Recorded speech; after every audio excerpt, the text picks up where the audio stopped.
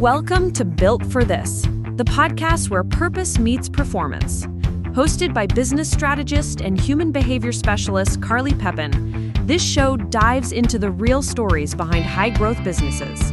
Let's bring life to your vision.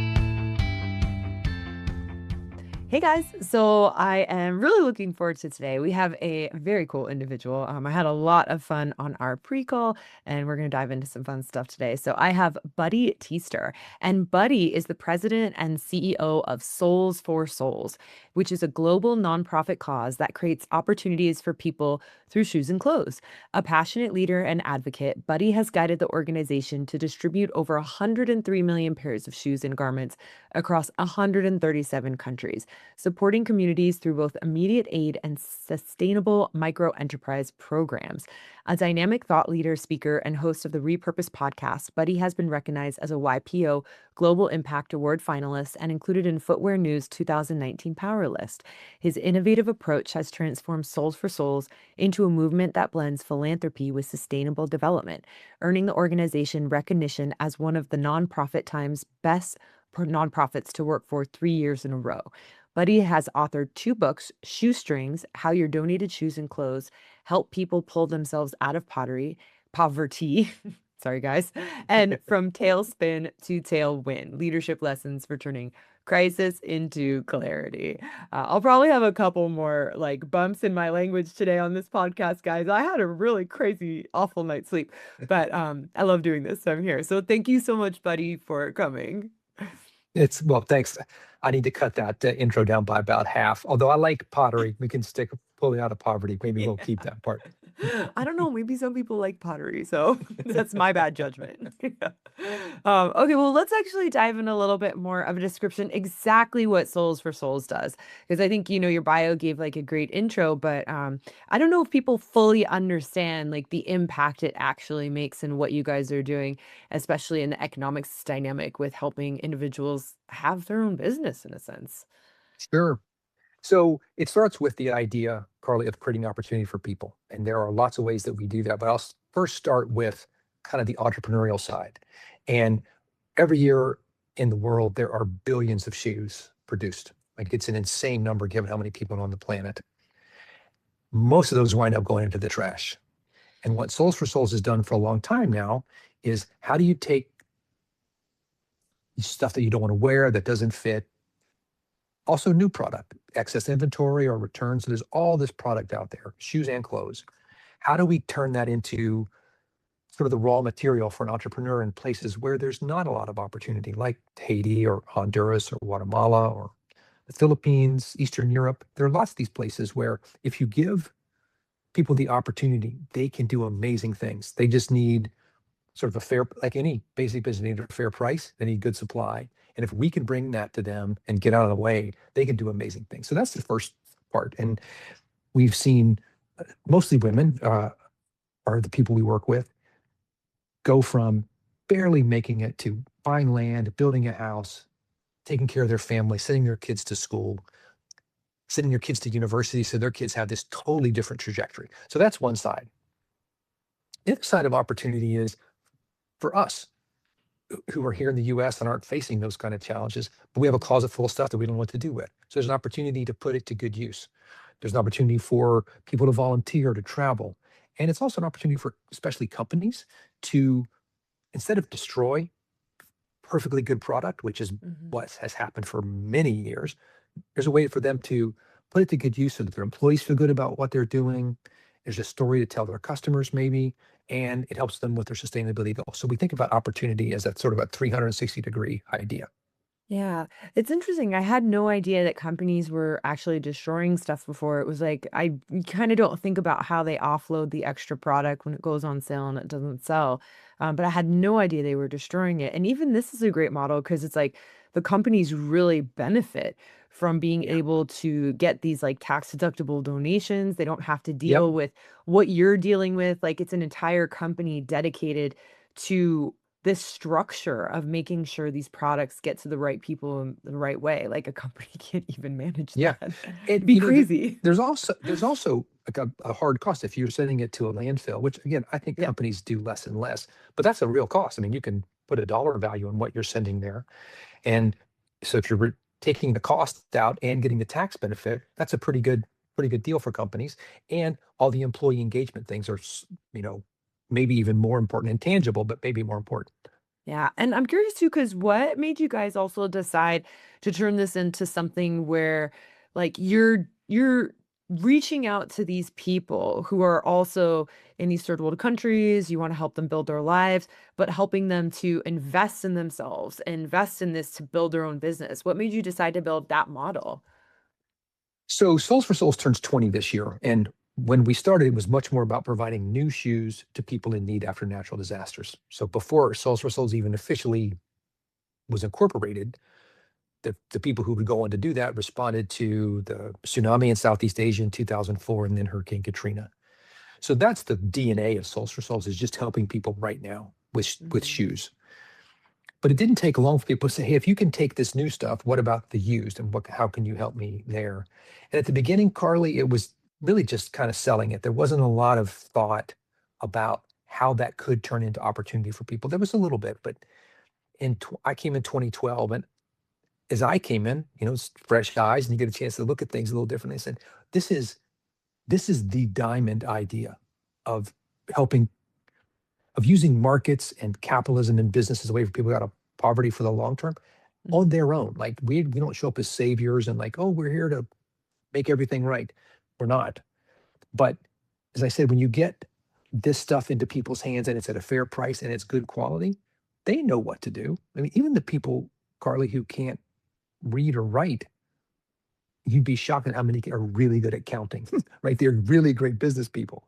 And so once we understood that there was a big market for this and that what we could bring is sort of take the middleman out, Mhm. because, you know, lots of times when people do decide to donate, they might donate to a Goodwill or to a Salvation Army or any number of other not-for-profits, take shoes and clothes, all which do good work. Mhm. But we don't have a thrift model. We're not trying to sell it here in the US. So we can take this stuff without taking off the good layer of product and get it right to the people who are selling. And when you do that, and because we're not for profit, we can do it at a lower price than some of the for profits that are out there also selling shoes and clothes, because we sell it. It's not a giveaway. What they get is higher quality product at a better price. And if you do that and you get out and hustle and do the things that they do in their open markets or from their home, they can make real money and make it fast. Yeah. This is awesome too. I love that you guys are doing this. I really believe in just making people hold themselves accountable to work and create something, and it feels good. It feels good. For me, if someone's giving me like a handout because they pity me, I'm like, that doesn't make me feel empowered. You know? Exact. Yeah. Carly, one of the biggest things that I try to remember it now, so I hope I don't have to keep learning it. But when a woman is a customer and not a recipient, it is a big deal. Like I learned this lesson first in Haiti. And if I show up and say, hey, Carly, I'm giving you this thing, you have to take it, whether it's what you want, what you can use, you're kind of obligated, right? It's this very weird power dynamic. Mhm. But if you're buying it from me, you're a customer. Now we're equals at the table. You can say your price is terrible, your quality sucks. Like you have a lot of agency and ownership in how that conversation goes. And that's as important as some of these other like economic, clearly that you can tally up kind of benefits. But when she feels like I've got control, that is that does ripple through the community in lots of ways. Yeah. Their family sees it. Other thing I love is that because it is a way that people feel better about themselves, they bring other people in. So it's not like, oh, I found this thing and I'm not going to share it. These women bring in other women like, no, you can do this too. And that was another unexpected benefit of taking this approach of we're not here to, we don't even hold them accountable, Yeah. Carly. I mean, we say, here, you buy the bag of shoes, it costs this much, you pay us, you make it or you don't. We try to help them understand how to do some basic business, but we don't show up and say, you didn't do X, Y, or Z. Either they come back the next time to buy the bag or not. And that process of learning is what our local partners do a Mhm. great job at. But we don't, it's not like the obligation only goes so far, and that gives a lot of space for creativity and being entrepreneurial. Yeah. Yeah, it's amazing. You're helping build entrepreneurs in a sense, which is really 100%. inspiring. Yeah, it's interesting because it reminds me of this individual I was connected to and just talking about like the dynamic of donating without doing something for it, right? And they had been giving away money to feed a family and they fed this specific family, right? Then all of a sudden they realized when they got to look at some of the challenges finally that was coming with it is that third generation of that family, she was still feeding them and Wow. they refused to get work. They didn't need to get work because they Yeah. were just getting their basic needs paid for. And so it was really interesting because it was a big wake up call. It's like I just deteriorated an entire like multiple Yeah. generations of a family because I've over supported them and not given them the opportunity to grow. And so, yeah, again, I love what you guys are doing Yeah. because I think it just, again, it builds our self esteem, it builds our confidence, it makes sure we're functioning in the world the way that we can, and Yeah. you're saying to these people, these women, like, you can do this, so I'm gonna give you that opportunity. Yeah, Yeah. absolutely. And it continues. I'll share one story. This is not so much of the entrepreneurial side, but it's what the entrepreneurial mindset created. So we have a partner in Honduras. He's an extraordinary guy, and he has built this community of fighters and at his gym. And you have to have that discipline to be a part of the community, right? It's not just show up and work. You got to also lift weights and do MMA and all these other kinds of things. And so there's a woman there, Kimberly, who took her young kids. She started walking from Honduras. She was going to walk to the US. So she walked all the way through Honduras, Guatemala, into Mexico. She got caught with her kids. She spent some time in a Mexican jail. She got injured. And finally, they shipped her back. So she gets back to Honduras, broke, hurt, and depressed. She meets Raul. So that's the good luck of this story. And Raul sees something in her and says, come. So she starts working. She gets into the gym. Now she is traveling the world to be an MMA fighter. She is a serious badass in that realm. But she's also learned to be the manager of the warehouse for Raul. So now she has a job. She bought a car. She's saving for a house. She's with her family. Her kids are growing up with. So we talk about all these big things of immigration and all this stuff. If we can be a small part of helping to create something that allows her to stay in her community where she is respected and Mhm. participates, like that is amazing. And that's, Raul created the vision and the vehicle, but she tapped into all the opportunity that created. And her life has changed because of that. Yeah, that's amazing. That's really inspiring. And let's talk a little bit more about the company because this is I mean, it's an extensive company the way you guys have created it. So you guys have multiple warehouse locations. How many warehouse locations do you actually have? So, Carla, I'll just share some of the numbers. This is all public because we have to report our Yes, stuff. And it's so all that's, there. so it's all there. So we're about a $20 million revenue organization. We have about 85 employees. And we're based in Nashville, but we're virtual. So we have people everywhere. And we have warehouses here in Nashville, where I am. We, uh, we have our biggest warehouse in Alabama. It's about 300,000 square feet. We have 25 people on our team there. And we've got warehouses in California, Dallas, Denver, Toronto, the Netherlands, the UK, and we're trying to get it permanent in Singapore. So in Singapore and the UK, those are staffed by sort of third parties. The other ones we own and have staff and run, not own, but the lease is in our name and we run and have staff there. Okay, very cool. And when did you start to scale in this direction to that degree? Like, when was the first time you're like, we actually need a warehouse? We've got to start sorting this out in a different way. Yeah. So the founders of Soles4Souls, whom I've never met, but they made some great real estate decisions. They bought the warehouse in Alabama in 2011. So that's given us tremendous capacity to scale. Of course, when they bought it, we weren't using all of it, and now we're using most of it. Same here in Nashville. And then in 2017, there was a grant application that went out, Carly, and we raised money. It's important. Fundraising is key. But at that point, it wasn't a very big part of what we did. But the idea really sparked a lot of conversation. And it was this, I don't remember the name of the foundation, but they had this program called 100 Million in Change. So people could submit ideas, $100 million ideas, and what would they do with it to change the world? And so the guy who was our COO at the time, he since passed away. He said, I know what I would do. I'd have warehouses everywhere, so it'd be easy for people to donate. It would just be closer. We'd be in the communities. And even though we didn't get that grant, that's when we started to realize we can do this. We can make the math work. We can hire the people. We can have the systems. And so we went from Nashville and Alabama to, in pretty short order, having warehouses in all those locations that I just mentioned.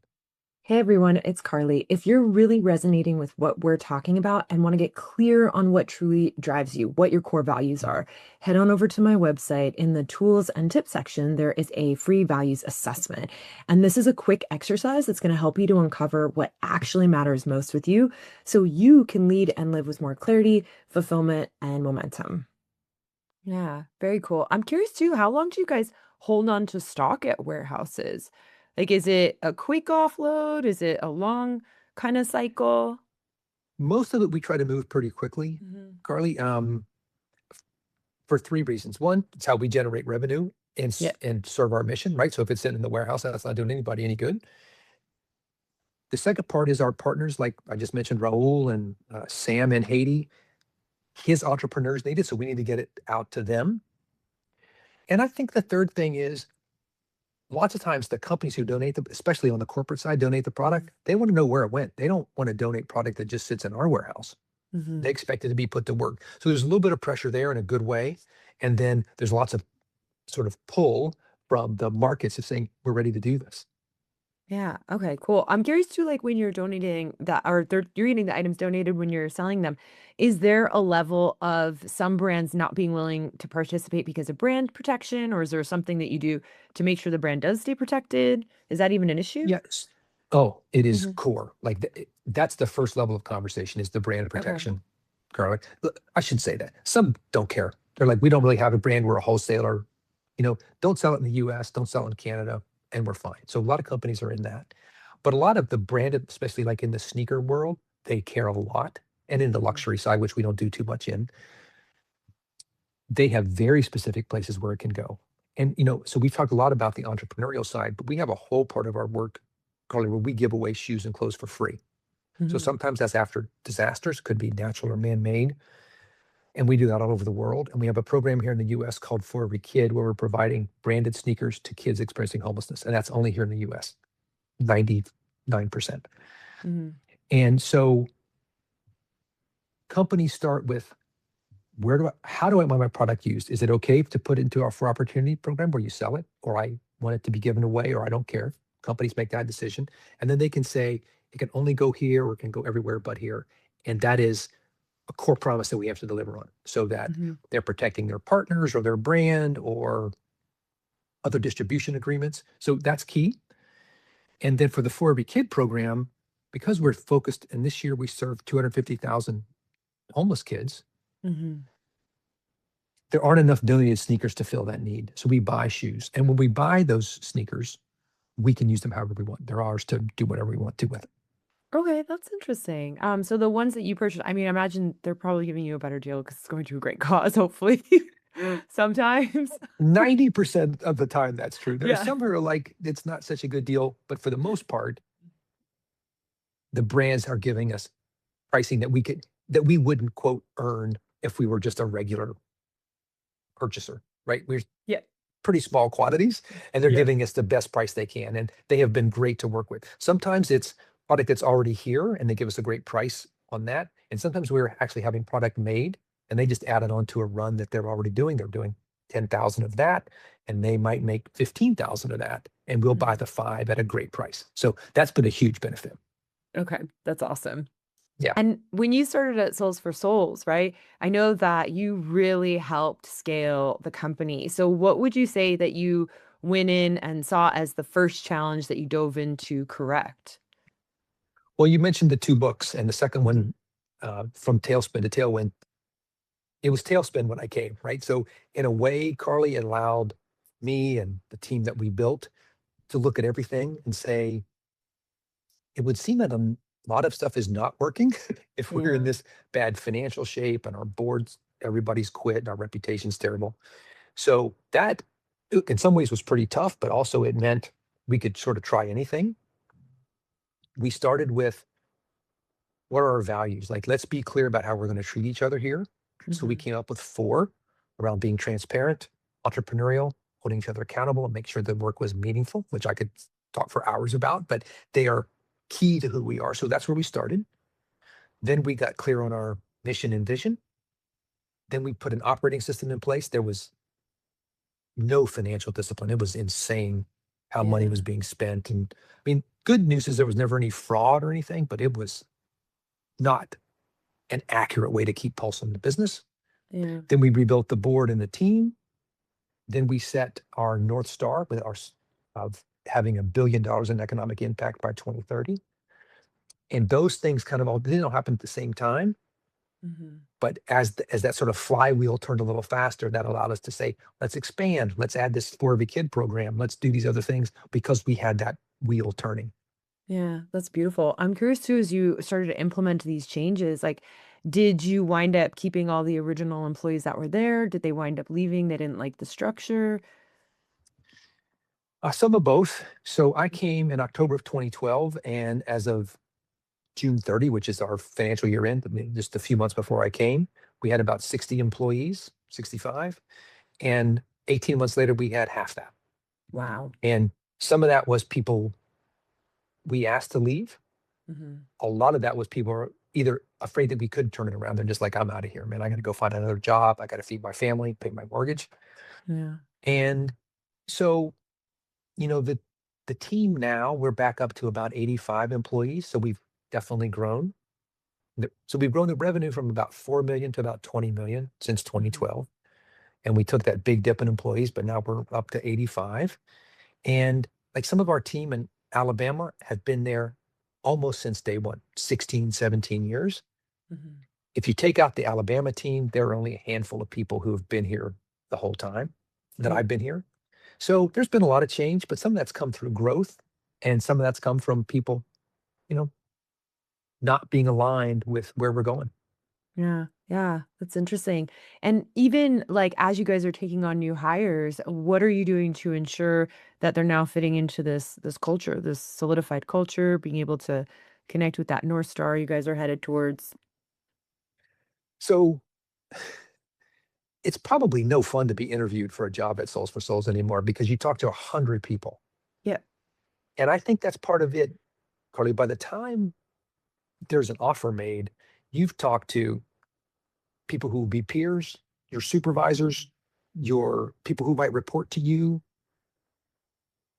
That gives us and we talk a lot about our values at the start of the conversation.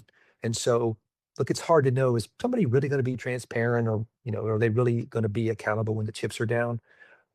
But it's hard to imagine somebody walking in blind to that now and being like, what are you talking about? So it starts right there at the beginning. And, you mentioned this best not-for-profits to work for. I love that process. It's a national survey, so you get to benchmark yourself against lots of other not-for-profits. And you have to have 75% of every employee complete the survey, so you don't get this thin slice. So it's everybody from somebody sorting shoes in Alabama to me and everybody in between. And that gives us a great take on where the pain points are, where the friction is. I mean, I'm proud that we're in that list and have been for a couple of years in a row. But there are things on there every time you're like, damn it, why? Like, we're still not better at that. So that feedback is really important. And of course, we do lots of other things to sort of keep the pulse on the organization, both anonymous and in person. I do skip level meetings. We have quarterly reviews. There are all these ways that keep driving home how important our values are, how clear our goals are, and how important our team is. And hopefully those 3 things have a lot to do with the fact that we have pretty low turnover and high satisfaction. Yeah, that's really cool. I love that you get to use that. It's like almost like your own like customer service questionnaire for your own company. 100%. But I'm Yeah. sure they're answering very honestly because you're not always seeing the direct answers from each person, which is kind of nice. Yeah. So, Carly, we use this. Back up for a second. What I mentioned, one of the things we did was put in an operating system. We use this. It's called Scaling Up. The guy who wrote the book is Vern Harnish. Amazing. Maybe you know Vert or know his I work. am a scaling up certified coach, so I've gone through the certification. So as you're Okay, telling well, I'm like pulse, all the stuff. I was like, I'm pretty sure he does scaling up. well, I'm preaching to the choir. So we do the ENPS, the Employee Net Promoter Survey, Yeah. and we did it for many years. And we asked the question, would you recommend friend or family work here? And we got really high scores, like 70% consistently. So we were pretty proud of that. We had a new HR person. So we'd have a little like, are people really answering that question? Yeah. Like when they say a 4 or an 8, is that what they mean? Or are they trying to give us some other signal? So we had a new HR person come in, and I think she's doing a great job. And she's like, your question kind of sucks. What we want to know are people engaged? So at the beginning of July, we switched to that question and our score plummeted. Wow. So on one hand, you're like, let's go back to the old question. But at the same time, we're like, this is what we want to know. So it's been no fun going through that, but I think it's giving us a much more honest sense of what's happening. And that's how you get better. Amazing. I'm curious too, how are you guys tackling the employee engagement? What are you doing to shift that, transform it? So a lot of it is being more responsive to the comments. You know, when people make an anonymous comment, that goes out every month. That's a chance to, it's like, okay, like we totally missed some conversations that we should have had around the bonus this year. And even though nothing really changed, how we talked about it changed. Oof, that was another tick down in the score because people are like, you're messing with my money. And I didn't know what was happening. So now we've revamped how we talk about it. We've shared it with everybody. We're reinforcing it at our quarterly reviews and saying this is how it builds toward that bonus conversation at the end of the year. So that's an example of trying to demonstrate that we're listening to these comments. And sometimes we're like, that is never going to change here, man. If you don't like it, there's like, that's who we are. And maybe it's not the fit that we hoped. We're not quite that harsh, but it's not always like, oh, whatever you say. Sometimes you're just like, I don't think we're ever going to do what you want. Yeah, that's fair. Yeah. When things like that occur, like, do you actually connect with employees directly, or is it just more of a group sort of dynamic where you're giving feedback? So we do two things. One we've always done and one is new. So the thing that we've always done is the system that we use is called Align. It's software that matches the scaling up format. So you can respond, the comments are anonymous. So we don't know who it's going back to, but we respond to everyone. And so like somebody said, we should go to a 4-day work week and half-day Fridays. And we are like, no. No. We have super flexible work hours. We're closed for a week in December, a week in July, and that's paid time off. No, that's what's going to happen. So I don't know who that went to. I don't know who asked the question, but they got pretty direct feedback.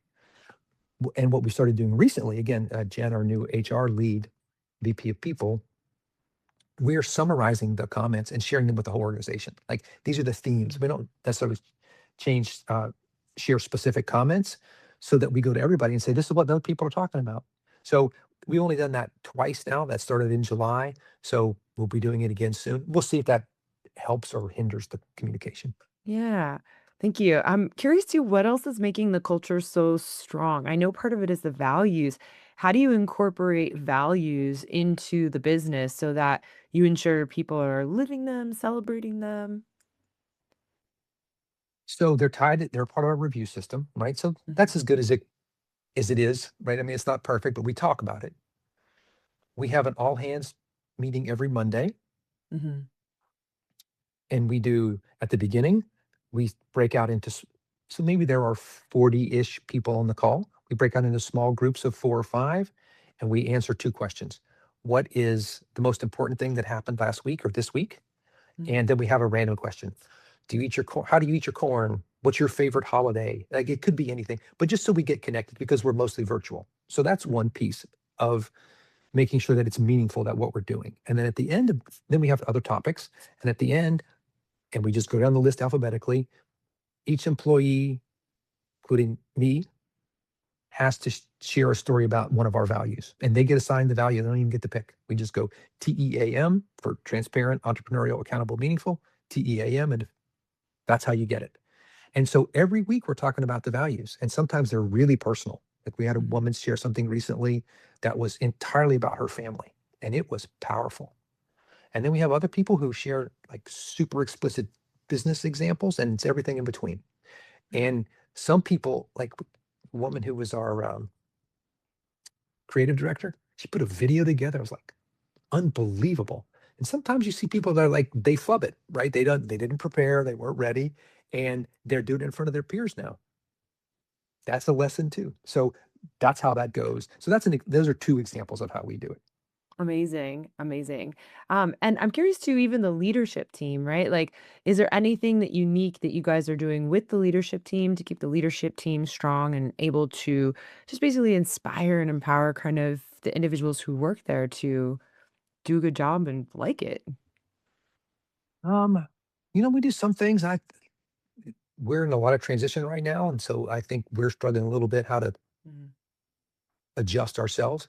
But again, part of the scaling up model, we have a huddle Monday, Tuesday, Wednesday mhm, with the executive team. So I'll just talk about the exec team for a second, which is 6 people. mhm, Every Wednesday. On Thursday, we either meet with the full leadership team, which is about 15 people, mhm. or we have our own hour and a half meeting, and then Friday's off. So we are in regular communication, and we follow the same format every morning about shout out what was key yesterday, what's key today, so that we're all synced up. And I think that's how we drive a lot of this through the organization, because people will hear different things, some great, some fires that need to be addressed, and some philosophical stuff that we really have to spend time on. And this habit now is just entrenched. This is the part of Mhm. how we work. Yeah. Yeah, that's awesome. And I'd love to go back to like the selling and the, model dynamic. So when you first started working with like these micro entrepreneurs, like was it you who was going out and finding these individuals that could reach all these people? Did you have someone else? Because that's kind of almost like you started a new business within the business. Yeah. It's a big deal. It was hard, Yeah. not getting too wonky. If we just wanted to sell shoes that we knew would eventually wind up in Haiti or Honduras, they're called jobbers. There are a lot of them, and Mhm. they will buy shoes and get them to those places, and they make most of the money, Carly. Like they're for profit business people, and that's their model. Yeah. Soles4Souls was kind of doing that. So when I came, I'm like, wait a minute, if we're here to really support entrepreneurs, that's not it. Like, what are we doing? So uh, David, who was our COO, and I were in Haiti, and we had the first conversation with a local organization called the Haitian American Caucus, who was trying to do all kinds of things in Haiti. They had a big school, they had a microcredit program, and they were teaching Mhm. English as a second language. And we came to Sam and said, hey, man, why don't you sell shoes with us? And here's how it will work. And he's like, hey, man, how about you get out of here? That's a terrible idea. So David and I really pushed hard to try this with Sam. And the learning curve was hardly straight and to the right. There was a lot of bump Yeah. along the way. But ever since then, Carly, finding that local partner is the most important decision we have. They know the Mhm. community, they can find people. There are lots of people who are looking for opportunities in those communities. We've gotten it mostly right, but sometimes we've gotten it disastrously wrong, and it was picking the wrong partner. And so, Yeah. now we have a bigger enough team that it's not every time it's me, but our vetting has gotten a lot more rigorous, so that I think it's far more likely that if we choose a partner, it will be successful than when it was just me and David kind of gunning from the hip. Yeah, I'm curious too, because when you think about the vetting process, what are some of the things that are non-negotiable to ensure that you guys are partnering with the right person? So they have to be respected in the community. Mhm. They have to have a business orientation. I mean, for all the true impact that comes out of this, if you are not a good business person, this won't work. Yeah. And then the third thing, which doesn't sound very sexy, is you've got to be able to get product in and out of the country. Going through customs is the Mhm. hardest part of this whole work. And if you can't negotiate that, it will fail. Yeah. Oh, that's wild. Do you find that most people are able to do like the customs dynamic, or is No. that? I was gonna say 'cause it's so hard. I It's worked so in a company once where we imported stuff from China, and I was like, "Oh, this is impossible. Can't we yeah. put someone else in So charge of this?"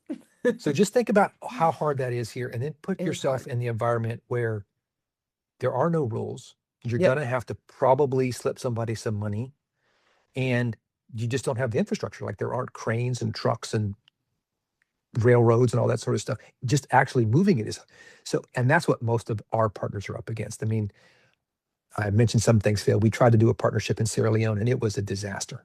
And Yeah. I have a lot of accountability for that. But we went to the port, the main port in the country, and met with a guy who was the head of the port and said, "What are the rules? Like, how much we pay for shoes so that we can figure out the math?" And he's like, Mhm. "Depends. Depends on what? Depends." I mean, so what he was saying, sitting underneath the picture of the president of the country, is, "I'm going to shake you down every time you come here. Yep. And it might be because my kids need braces or there wasn't a good harvest. Who knows? But there's Yep. no way that you're going to be treated consistently or probably fairly in the process." Yep. And that's what they have to deal with every time they import a container. I talked to, had some email with our partner in Guatemala today.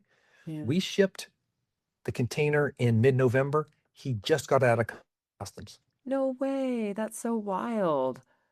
It's crazy. So that's what, he's just got to make a dozen visits and talk to everybody. And like, I'm sure I don't know all the things that happen, but it Yeah. is clearly a slow and laborious process. Okay. Well, I could see why it's also that dynamic of even the entrepreneurial spirit. Like, you're not going to be able to get through that if you don't have an entrepreneurial spirit. Yeah. Absolutely. It's not going to Absolutely. happen. Not going to happen. And so I'm curious too, like, even with these individuals, is there ever a time where you run out of product where there's more demand than there's actually product, or has that been pretty balanced? So you ask in a way two different questions. Hmm. If we had more product, they could take more product. Like Oh, there, okay. there's never been a moment that I know of. It's in my time at Soles4Souls. It's always like, don't send me more product. Yep. It's always send me more, send me more, send me more. Do we have enough product? Absolutely not. I mean, that's probably the biggest choke point for us, Carly, is as hard as we're working, Hmm. we're getting a tiny fraction of what's out there. Yeah. And it's it's expensive, it's hard to do, and we know that that is the main way that we're successful. If we can do that, we know these other things around the mission will happen. Hmm. Um, but so we never, I shouldn't say that. I would say when we were just coming out of the turnaround in 2015, 16, 17, there were times, Carly, when there was literally nothing left in the warehouse. Hmm. That hasn't happened in a long time, but the demand is still much higher than we can supply. Yeah, that's interesting. So even the dynamic of creating more products for these individuals, what would you say is the biggest challenge with companies being able to actually provide this? First is commercial, like their job is to Yep. monetize every bit they can, and they've gotten better at that, right? They have outlet stores, they have e-commerce, now they Mhm. have secondhand and resale. So there Yeah. are way more things for them to do. There's more competition, right? There's Mhm. as thrift has and is expected to continue to grow dramatically over the next Mhm. 5 or 10 years. A lot of people are like, "Oh, I could donate this, or I could try to sell it at Buffalo Exchange or Plato's Closet or ThreadUp or any of these things." And then I'm like, Yeah. "Well, I'll just do that instead." So there's a lot more competition for the Okay. for the donated product. That's mostly on the used side. And of course, there's just we have great partnerships with Nike in the US and Europe and the UK. We don't get a tenth of a percent of what's out there, right? They have all these Yep. other, what a lot of people don't know about us, and decisions get made all the time, and it could be donated and nobody even thinks about it. So whether it's a big company like that who's an amazing partner, I mean, what we're doing with them, I'm super proud of.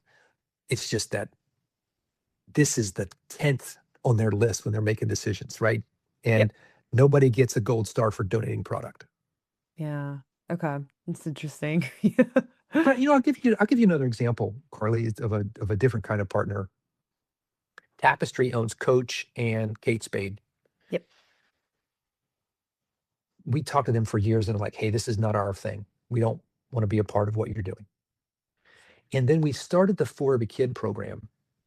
And as we were doing that, we realized the teachers are often overlooked, right? They're underpaid, overworked. And we were focused on the kids. And we went to coach and said, hey, what if we created this like For Every Teacher program where the product that you could donate goes to them. We do it twice a year. And they can get one big item like a purse and a small thing. Mhm. And Carly, like the teachers are over the moon. Like mostly women. They're like, we could never afford a Coach bag or anything like this. And they feel great Yeah. about themselves. It's great that they feel recognized. And Coach loves it. Like their employees come and they participate. They feel great about the product that doesn't have this commercial value left in it for them. And it's great for their brand. So sometimes you just got to find the right combination of where it's going, how it's being distributed, who's receiving it.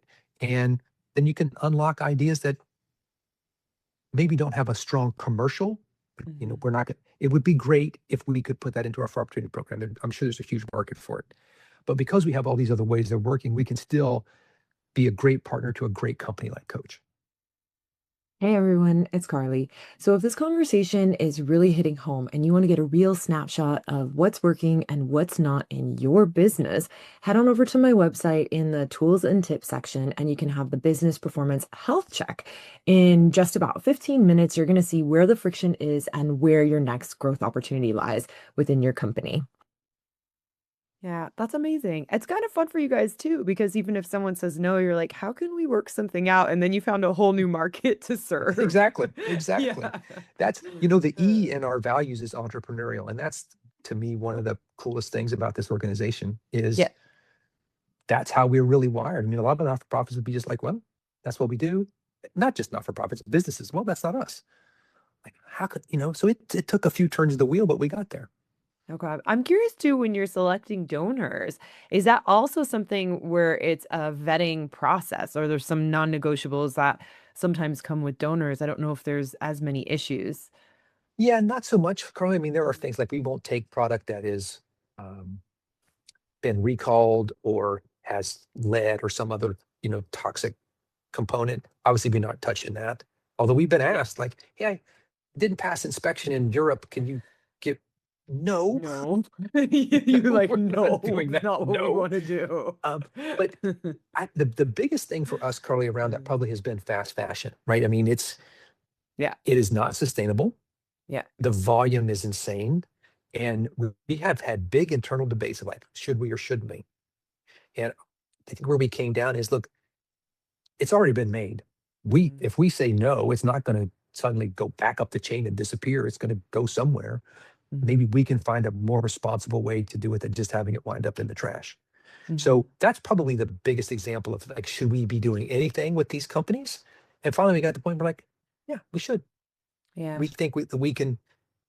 We're not trying to greenwash anything, but like if it's already been made, how do we put it to its highest use? Yeah. Well, I imagine the fast fashion must do pretty well for the For Operators program.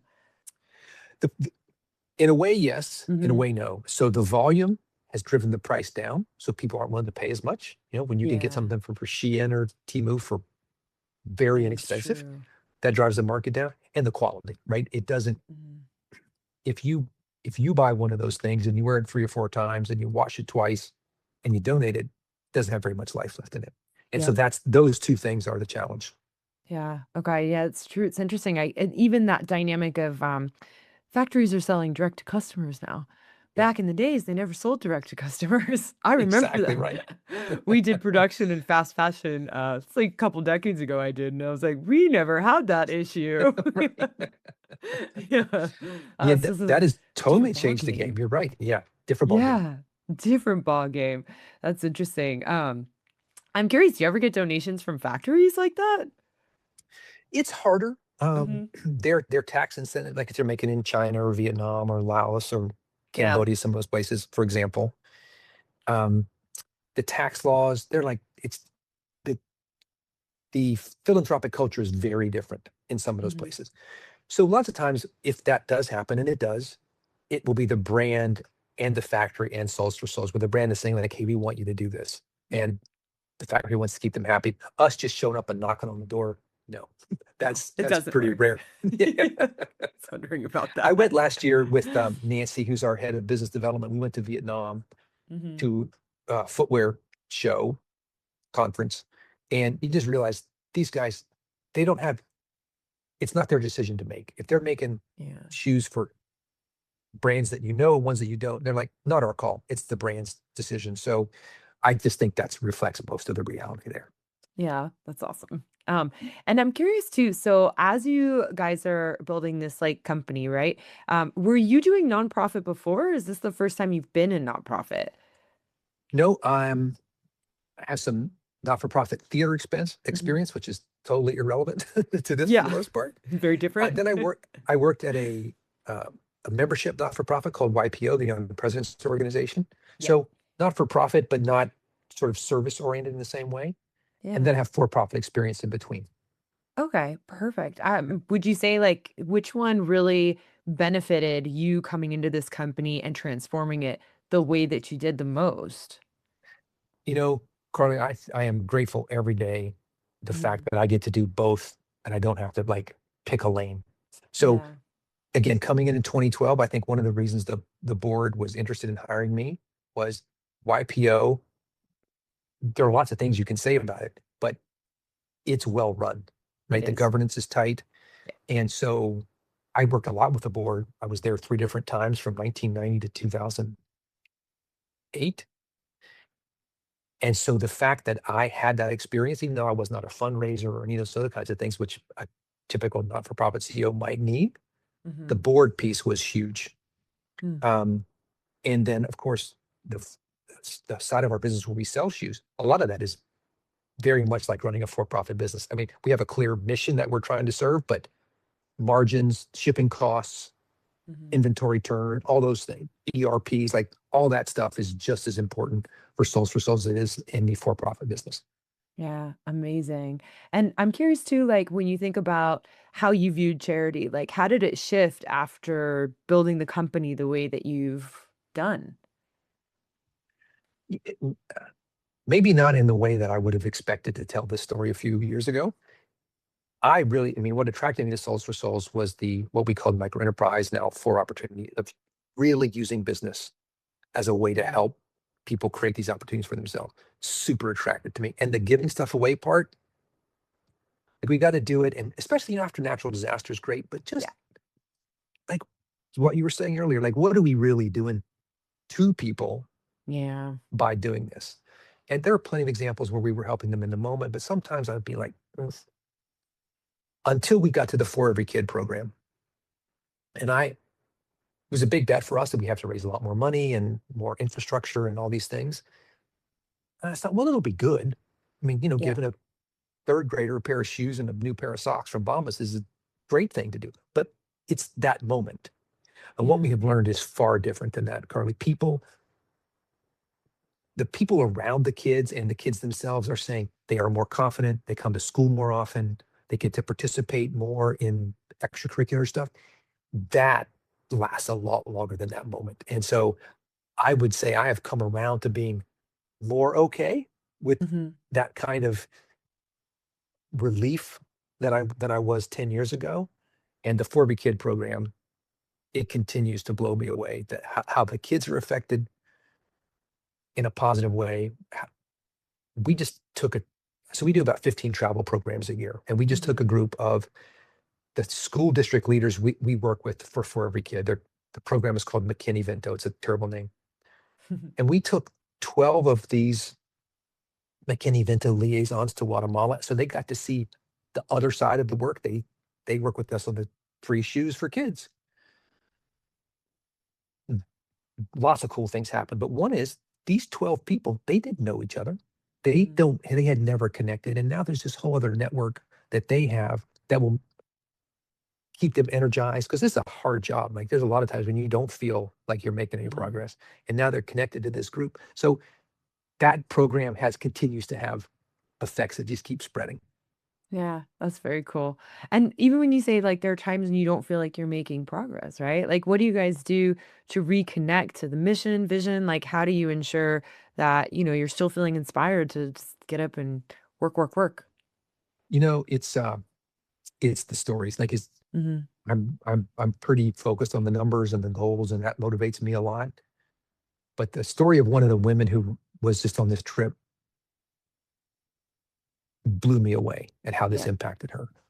And like, okay, this is why we do this stuff. Another example, over in December, we worked with another foundation, I think from someplace in Scandinavia. I don't know if it was Norway or Denmark. They are still serving refugees from Iraq, Mm.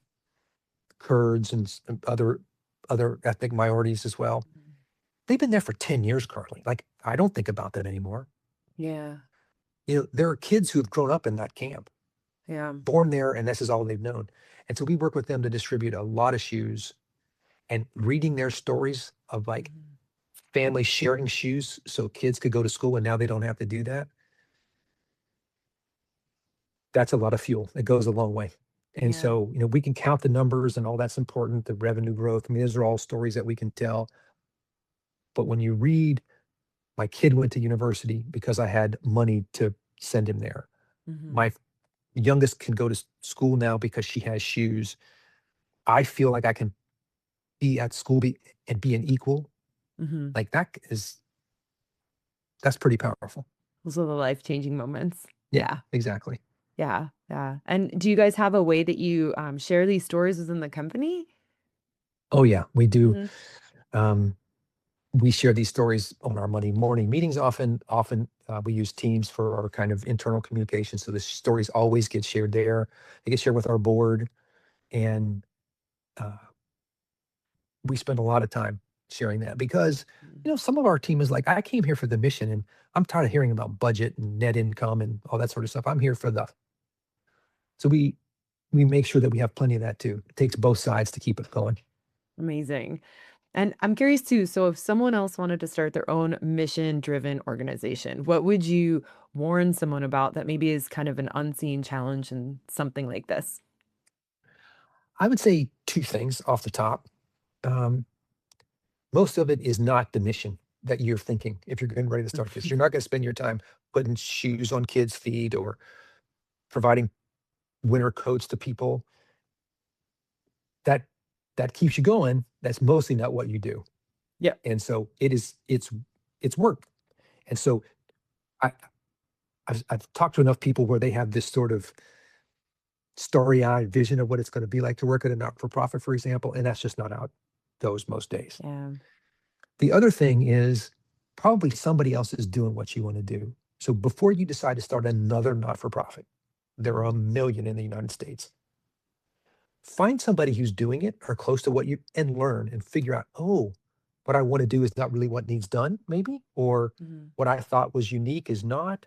You still may want to do that, but calibrate a little bit because look, there is a thing of too many not-for-profits competing for not a super expanding pie.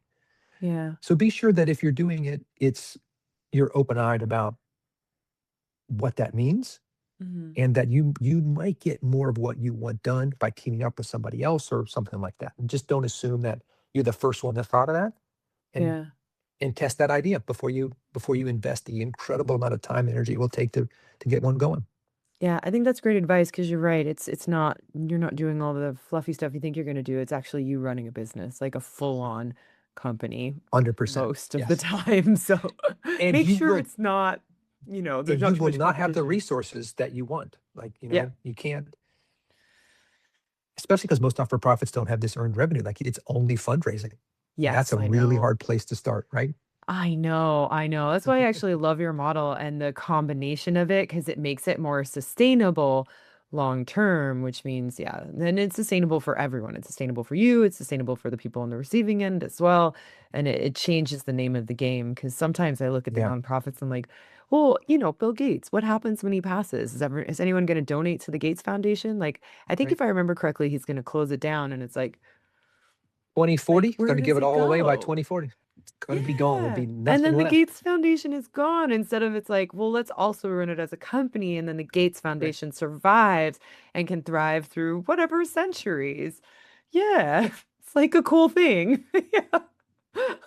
So, yeah, I love that you combine the two. So I think that that's Yeah. something for people to remember as well, that not only is it possible, but it really makes it long term very sustainable.